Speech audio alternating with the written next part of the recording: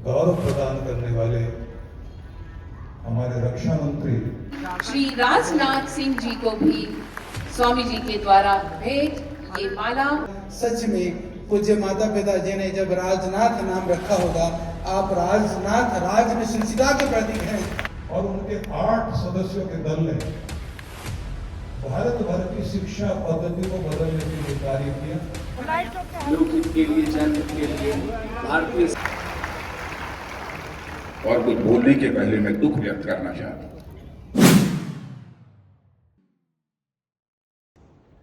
नमस्कार दोस्तों, तो चलिए मैं आपको ले चलता हूँ मंडपम में। क्योंकि वहाँ आयोजन हो रहा है संस्कृति जागरण महोत्सव का। जी हाँ, स्वर्ण जयंती पूज्य श्री सुधांशु जी महाराज, जिनको आपने अक्सर देखा होगा। मैं तो काफ़ी सालों से 20-22 सालों से तो उन्हें मैं टीवी पे देख रहा हूँ कथा कहते हुए, और बड़ा ही शानदार प्रवचन उनका।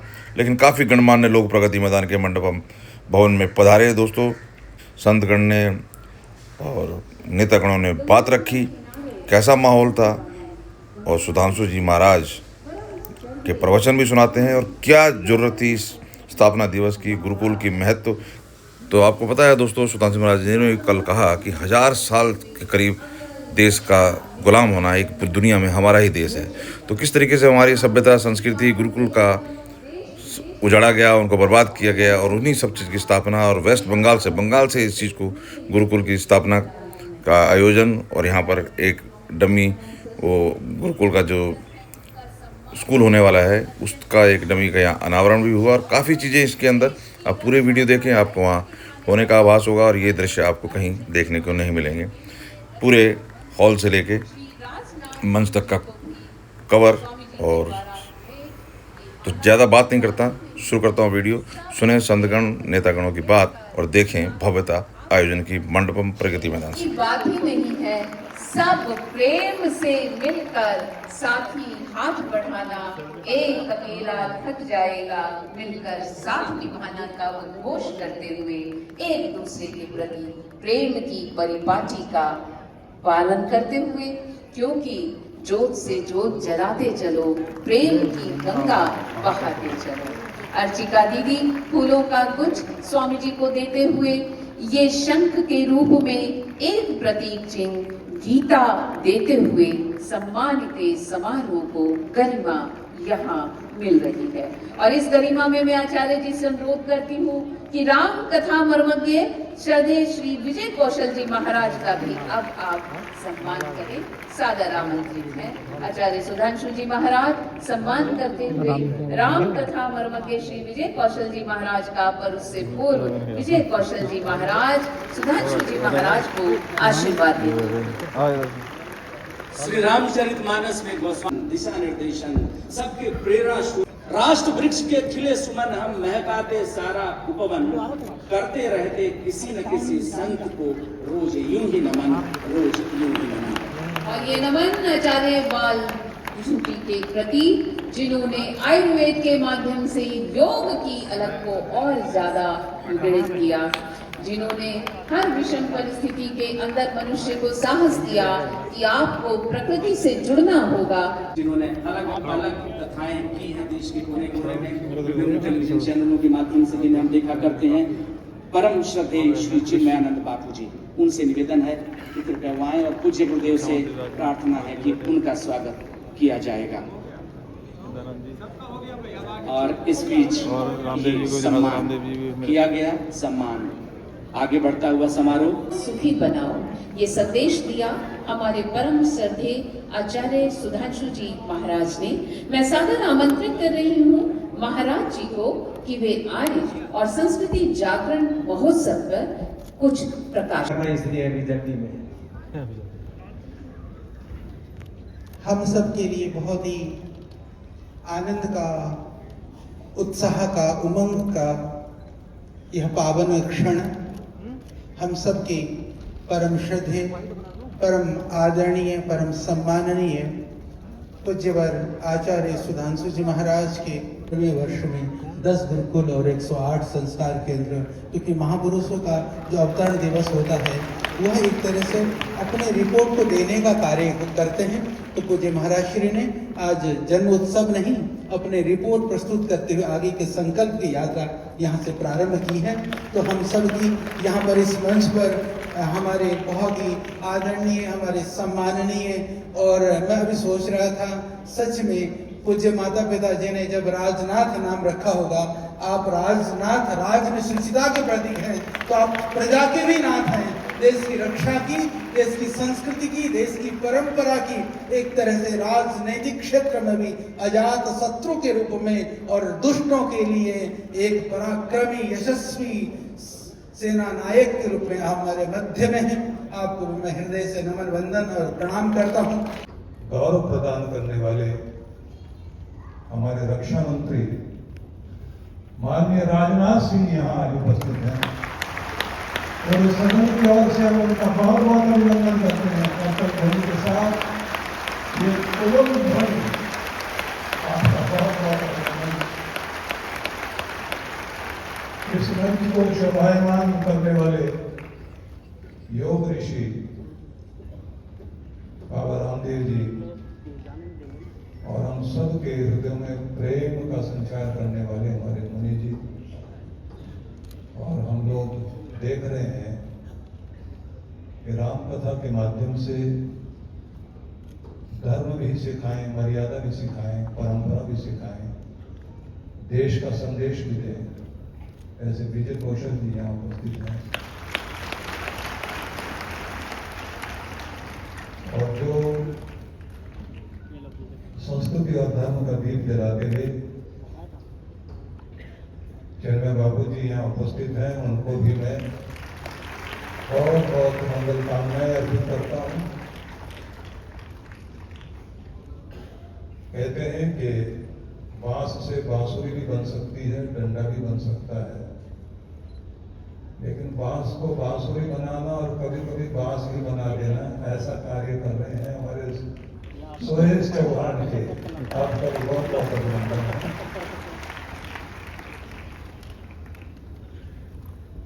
आज के इस समारोह के लिए सर्वप्रथम आप सबको ये बताना चाहता हूं, पूरे विश्व भर में अगर अशांति है, भय है, तनाव है, आतंक है, उपचार केवल भारत के पास है।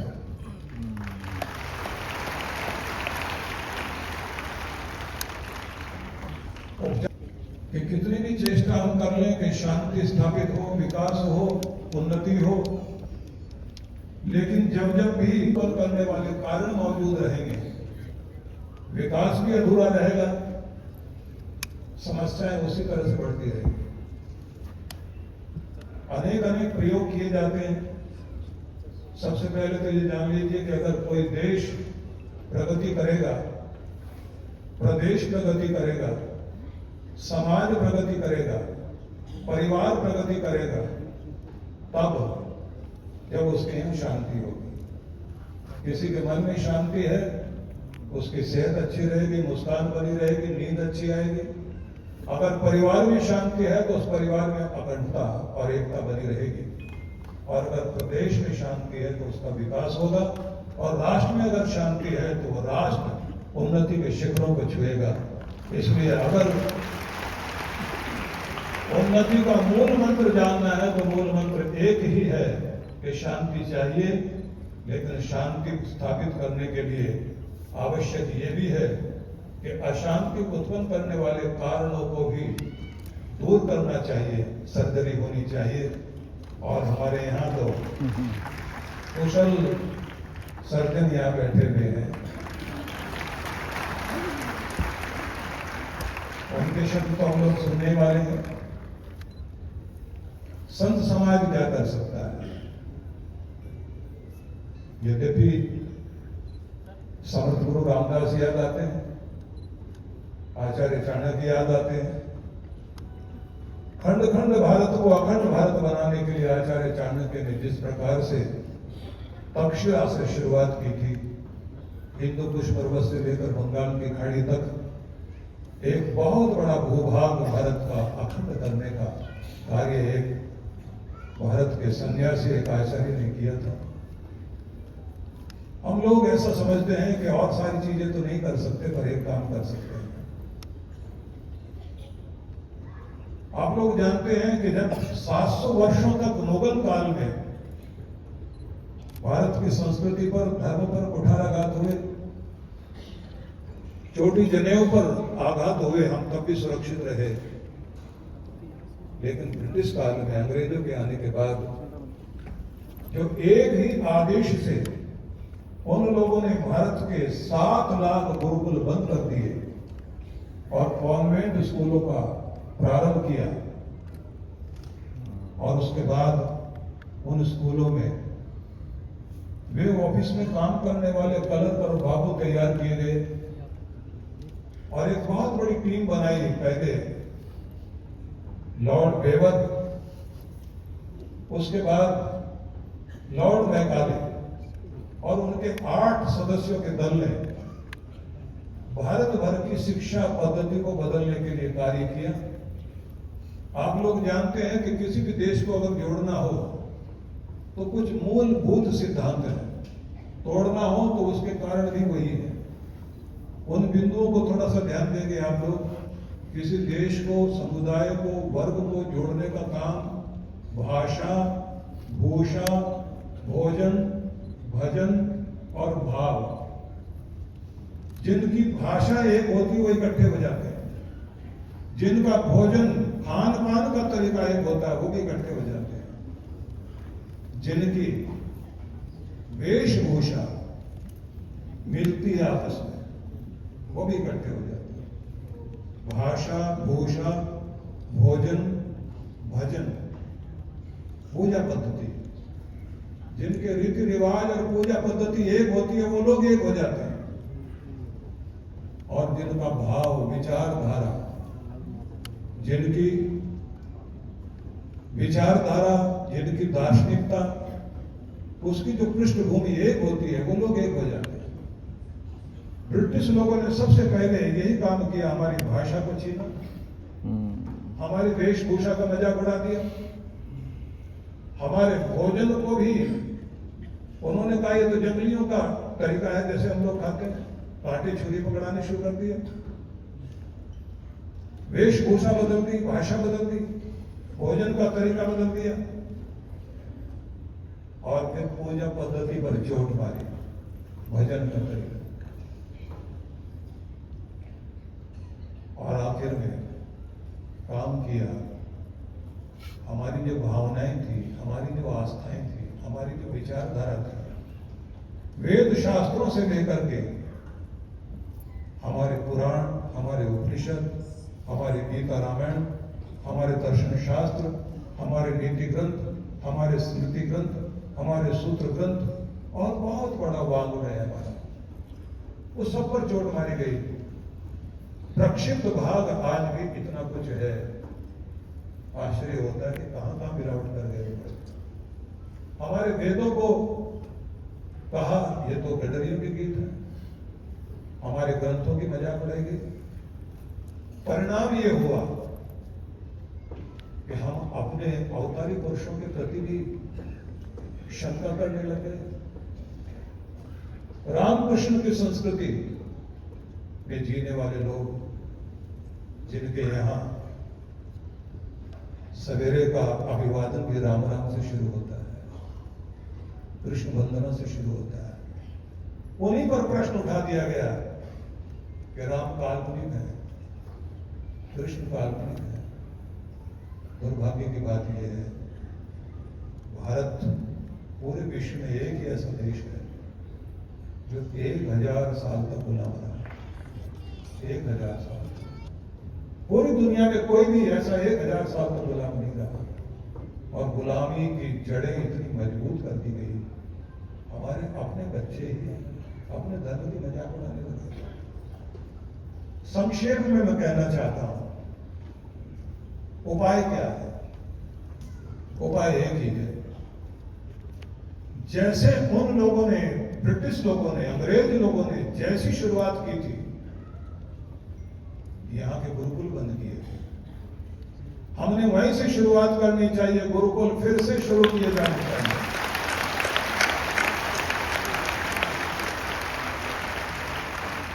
इसलिए कुंभ के अवसर पर पूरे भारतवर्ष के संत समाज के बीच विश्व हिंदू परिषद,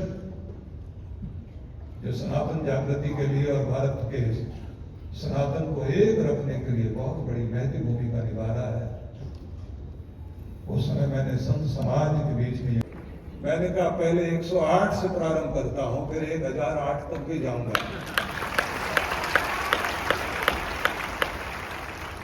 एक महामंडलेश्वर बैठे हुए थे, उन्होंने कहा महाराज इतना बड़ा काम कर रहे हो, पहले बंगाल से शुरू करो ना। तो मैं पहला गुरुकुल ही बंगाल से प्रारंभ करने जा रहा हूं।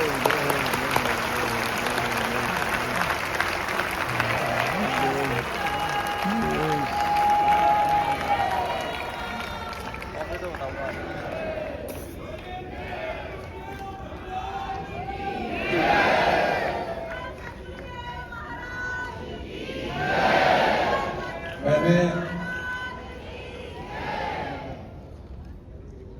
चेष्टा की कि वनवासी समाज में, आदिवासी समाज में, जनजातियों के बीच लगभग 25-26 वर्षों से मैं काम कर रहा हूं। 2 स्कूल हमारे वहां चल रहे हैं। आज हमारे वनवासी जनजाति समाज के बहुत सारे लोग यहाँ आए हुए, उनके नगाड़े रखे हुए यहाँ, वो अपना प्रदर्शन भी करेंगे बाद में, क्योंकि हमारे माननीय रक्षा मंत्री को जाना है और हम उनके हाथों से, क्योंकि हम लोग जानते हैं महान कार्य महान व्यक्ति के हाथों से होना चाहिए। और हमारे रक्षा मंत्री निर्विवाद व्यक्ति हैं, बड़ा नापतोल। और आइए अब चलते हैं भक्ति से शक्ति लेने वाले हमारे रक्षा मंत्री, माननीय केंद्रीय रक्षा मंत्री श्री राजनाथ सिंह जी की ओर से, जिन्होंने अपनी कर्म भूमि भारत की पवित्रतम मिर्जापुर नगरी से आरंभ की थी, जो मां लक्ष्मी का नगर है और विंध्यवासिनी मां का आश्रय स्थल। वो मां विंध्यवासिनी जिसने महिषासुर का मर्दन करके दुनिया को संदेश दिया कि नारी कोमल नहीं होती, नारी शक्ति का प्रतीक है। और उसी शक्ति समुच्चय के साथ मैं सादर आमंत्रित कर रही हूँ केंद्रीय रक्षा मंत्री माननीय श्री राजनाथ सिंह जी को सादर उद्बोधन के लिए।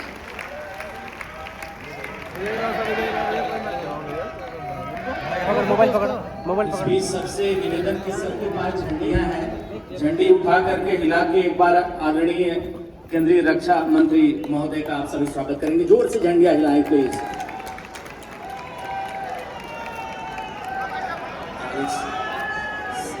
भारत मंडपम के सभागार में केंद्रीय रक्षा मंत्री का स्वागत किया गया। बोलिए बोलिए के बाद अनावरण। भारत माता की बहुत बहुत धन्यवाद।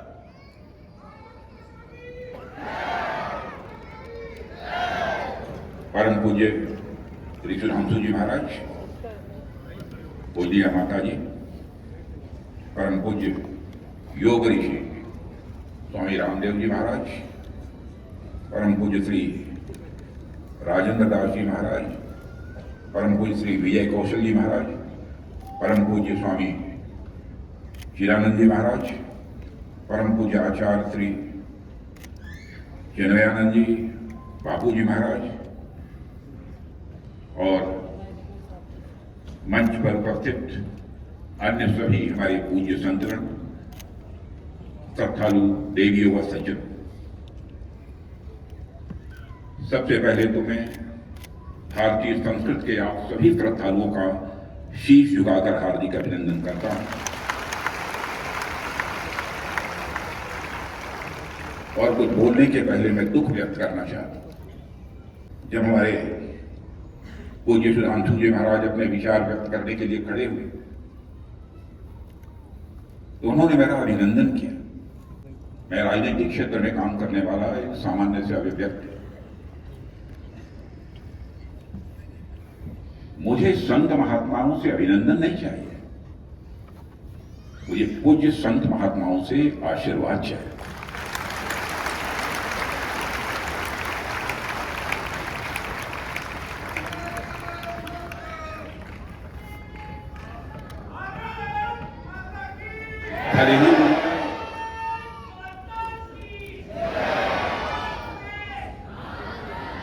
भले ही उन्होंने एक राजनीतिक पद होने के कारण मेरा अभिनंदन किया, लेकिन मैं उसे आशीर्वाद के रूप में ही स्वीकार कर रहा हूं।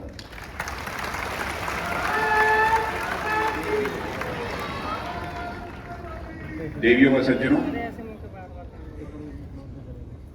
जिस समय पूज्य सुधांशु जी महाराज ने इस कार्यक्रम के लिए मुझे आमंत्रित किया, मैं बहुत असमंजस की स्थिति में था कि राजनीतिक क्षेत्र में काम करने वाला कोई व्यक्ति सांस्कृतिक और आध्यात्मिक समागम को संबोधित करे, यह कितना कठिन कार्य है।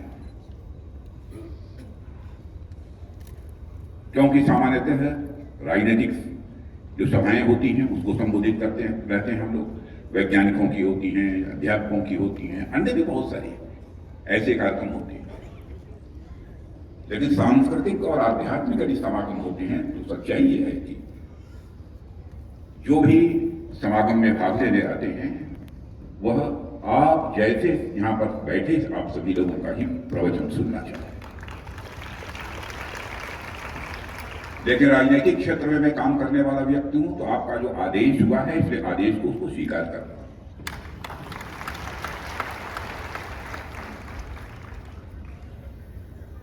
और मैं बहुत असमंजस की स्थिति में था जब आपने कहा कि आपको वहां बोलना भी होगा।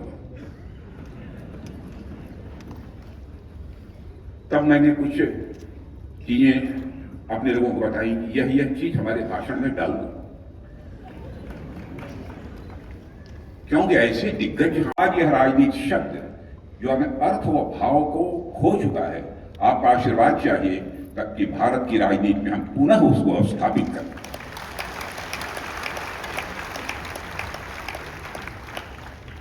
आज सनातन संस्कृति जागरण महोत्सव के इस पावन अवसर पर सचमुच आप सबके बीच आकर मुझे बहुत ही सुखद अनुभूति हो रही है।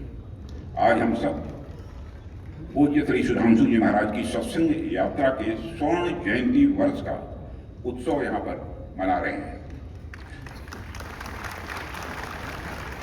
मैं आप सभी श्रद्धालुओं का इस मंच से पुनः नमन करता हूं। देवियों सज्जनों, लगभग आधी शताब्दी से अधिक समय से महाराज जी ने अपने प्रवचनों, सत्संगों और आध्यात्मिक प्रेरणा से करोड़ों लोगों के जीवन को प्रकाशित किया है। और शायद आपको जानकारी है या नहीं है, सुधांशु नाम का जो अर्थ होता है वह होता अमृत किरण।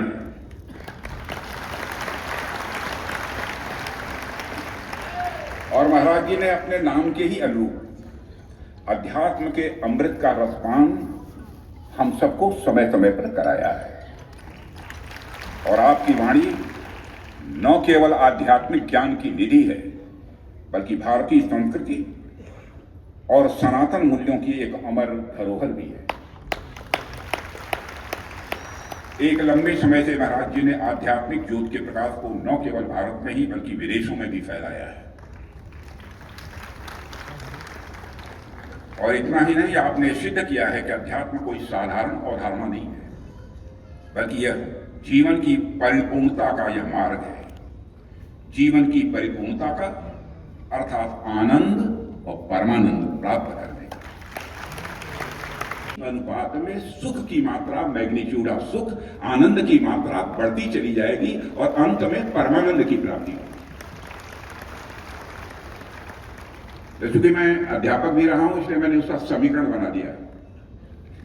समीकरण यह बना दिया कि सर्कमफरेंस ऑफ मन is directly proportional to the magnitude of सुख।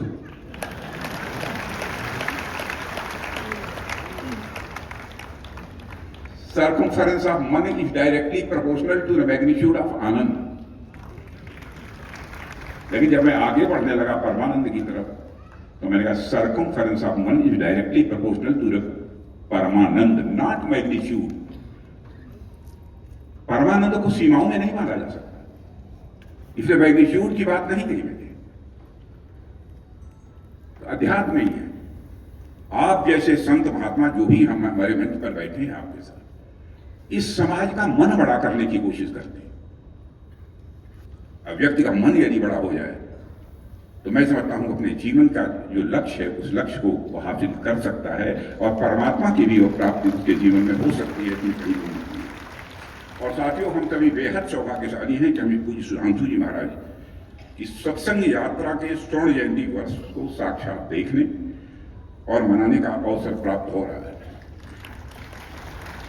इसे मैं केवल एक उत्सव नहीं समझता, बल्कि यह भारत की आध्यात्मिकता की अमूल्य यात्रा का यह स्वर्णिम अध्याय है।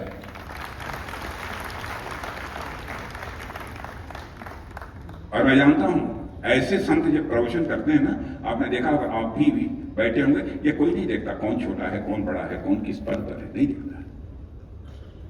जब इनका प्रवचन होता है, आप जैसे संत जो यहां बैठे हुए हैं, तो व्यक्ति थोड़े ही समय के लिए क्यों न हो अहंकार शून्य हो जाता है।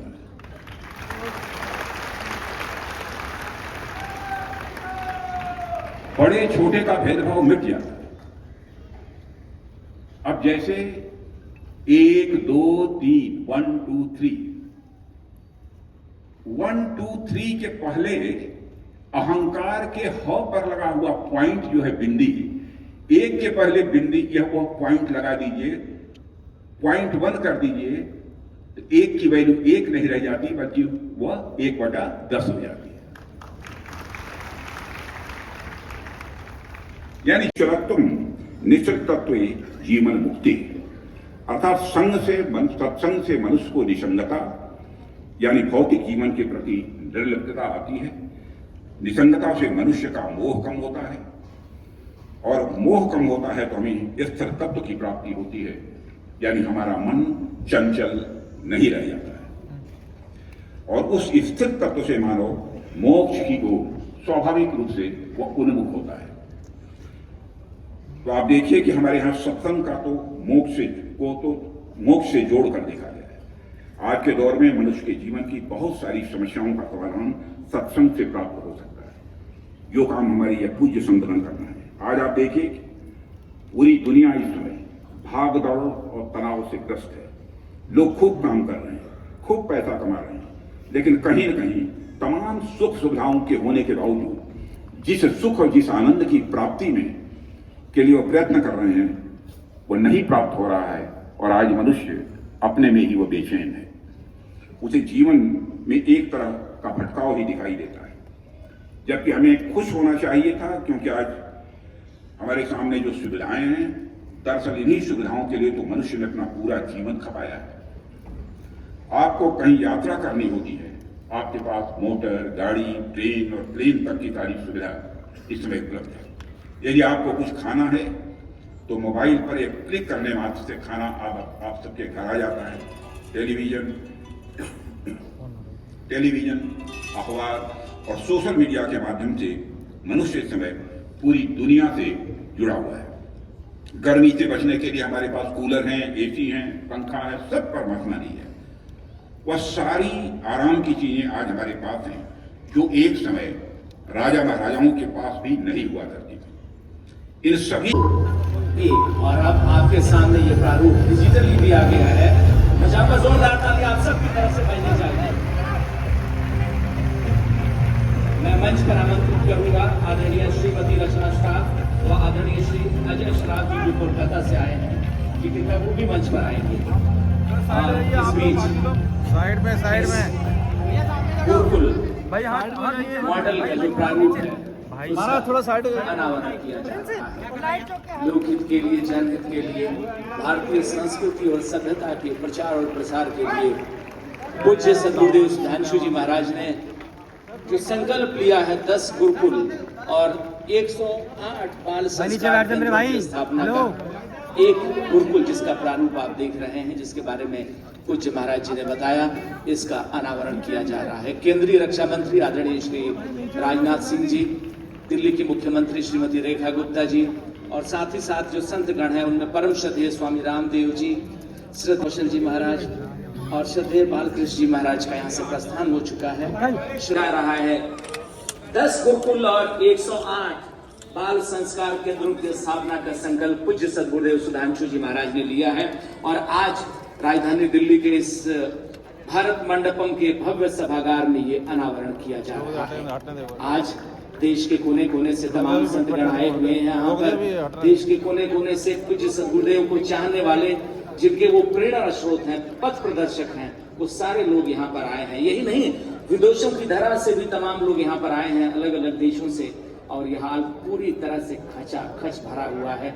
इसके नीचे भी आपको, हम तो कुछ देने के काबिल नहीं, लेकिन देने वाला हर खुशी दे आपको, हर खुशी दे आपको।